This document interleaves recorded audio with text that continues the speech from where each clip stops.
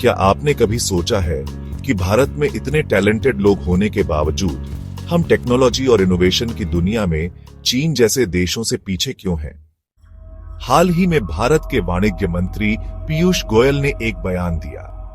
उन्होंने कहा कि भारत में आजकल फैंसी आइसक्रीम वाले स्टार्टअप्स तो खूब बन रहे हैं, लेकिन चीन इलेक्ट्रिक व्हीकल्स और उन्नत तकनीकों पर स्टार्टअप्स बना रहा है। क्यों?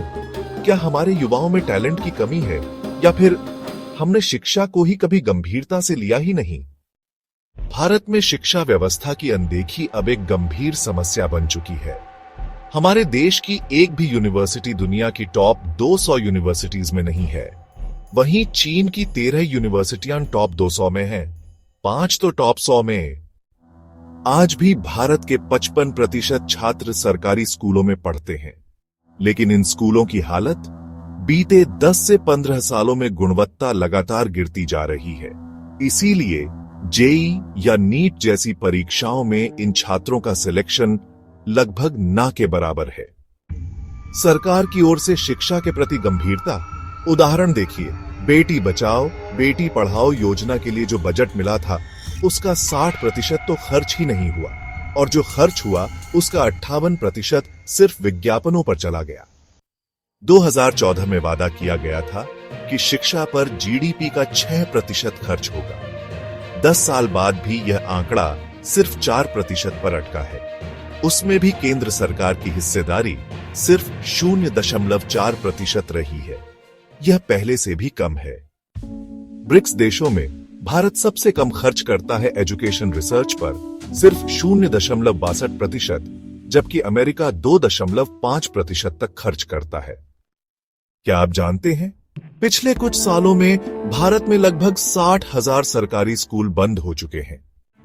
उत्तर प्रदेश में 26,000, मध्य प्रदेश में 29,000 और उत्तराखंड में 1,600 स्कूल बंद हो चुके हैं और 3,600 बंद होने की कगार पर हैं। दूसरी ओर निजी स्कूल 14% की दर से खुल रहे हैं। कुछ राज्यों में तो यह दर 169% तक जा पहुंची है। बिहार जैसे राज्य में जहां प्रति व्यक्ति सालाना आमदनी सिर्फ 27,000 रुपये है, वहां लोग अपने बच्चों को महंगे निजी स्कूलों में कैसे पढ़ाएंगे? अब सरकार ने मिड डे मील योजना में भी 40% की कटौती कर दी है। क्या ऐसे में कोई बच्चा स्कूल आना चाहेगा? ऊपर से समाज में पढ़ाई को लेकर नकारात्मक सोच बढ़ रही है। लोग कह रहे हैं, इतना पढ़ लिख कर क्या फायदा, सब्जी वाला भी अच्छा कमा लेता है। या फिर ये सवाल साइन कोस इंटीग्रेशन का असली जीवन में क्या उपयोग? ये सोच शिक्षा के मूलभूत उद्देश्य पर ही सवाल खड़े कर रही है।